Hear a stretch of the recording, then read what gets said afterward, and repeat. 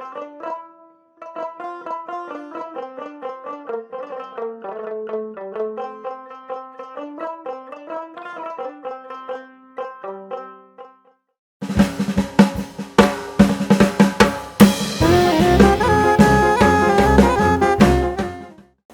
আমি অর্পিতা চক্রবর্তী।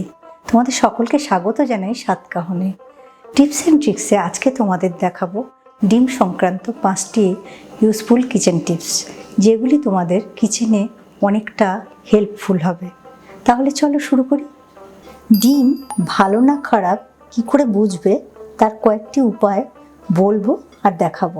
সবচেয়ে সহজ পদ্ধতি হচ্ছে, ডিমগুলোকে আমি আস্তে আস্তে জলের মধ্যে এরকম ছেড়ে দেবো। তারপরে দেখবো যে ডিমটা ভেসে উঠছে, মানে ওই ডিমটা খারাপ। আর দেখো ডিমগুলো নিচে সব কটা আছে, মানে এই ডিমগুলো সব কটা ভালো।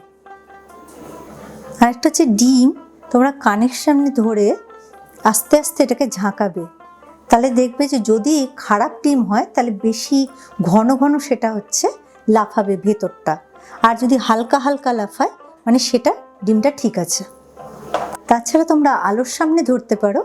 আলোর সামনে ধরলে ভেতরে যদি পচা থাকে সেইটা দেখতে পাওয়া যায়, মানে কুসুমটা ভাঙা হবে, তাহলে বুঝবে ডিমটা খারাপ। ডিম অনেক সময় সেদ্ধ করার সময় ফেটে যায়, বা ডিমের ছাড়ানোর সময় ডিমের খোসার সঙ্গে অনেকটা ডিম লেগে থাকে। তো তোমরা এই পদ্ধতি অবলম্বন করলে ডিমটা সুন্দরভাবে সেদ্ধ হবে আর খোসাটাও খুব ভালোভাবে ছাড়িয়ে আসবে। হাফ টিস্পুন নুন,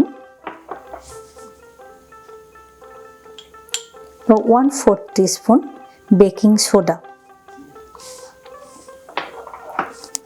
আর যখন ডিমটা সেদ্ধ বসাবে তখন দেখবে যে ডিমের তুলনায় যেন যে জায়গাটার মধ্যে করছো সেই জায়গাটা বড় হয়, তাহলে একটার সঙ্গে একটা গায়ে লেগে ফাটবে না। আর আরেকটা, যখন আমি ডিমটাকে ফুটতে দেব তখন তাপমাত্রাটা একটু কমিয়ে রেখে দেবো। এই মিডিয়াম টু লো ফ্লেমে এটাকে সেদ্ধ করব, তাহলে ডিমটা সুন্দরভাবে সেদ্ধ হবে। ডিমটা সেদ্ধ হয়ে গেছে, এবার আমি গ্যাসটা অফ করে দিচ্ছি। এইভাবে আমি মিনিট 5 রেখে দেব। এবার ডিমগুলোকে আমি ঠান্ডা জলে মিনিট 5 রেখে দেব।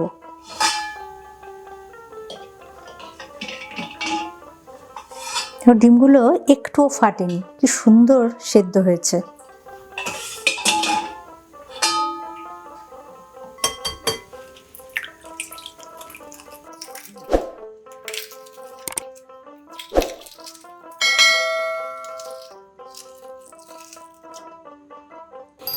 ডিম রান্নার জন্য অনেক সময় আমাদের কাটতে হয়, তো সেটা কি করে প্রপারভাবে কাটবে সেটা তোমাদের এখন দেখাবো। এভাবে সুতোর মধ্যে দিয়ে এভাবে যদি প্রেস করো, দেখবে যে আস্তে আস্তে যে ডিমটা সুন্দরভাবে সমানভাবে ভাগ হয়ে আসলো। পোচ বা অমলেটের জন্য ডিমটাকে কিভাবে ফাটাবে সেটা এখন তোমাদের দেখাবো। যে কন্টেনারটার মধ্যে আমি ডিম নিয়েছি তার সাইডে ডিমের মাঝ বরাবর আমি ফাটিয়ে নিয়েছি, তাতে করে ডিমের কুসুমটা গোটা আছে। এই টিপস অ্যান্ড ট্রিক্সগুলো তোমরা অবশ্যই ট্রাই করো, আর কেমন লাগলো কমেন্ট করে জানাবে। আর যদি নতুন কোনো টিপস অ্যান্ড ট্রিক্স দেখতে চাও সেটাও কমেন্ট করে জানাবে।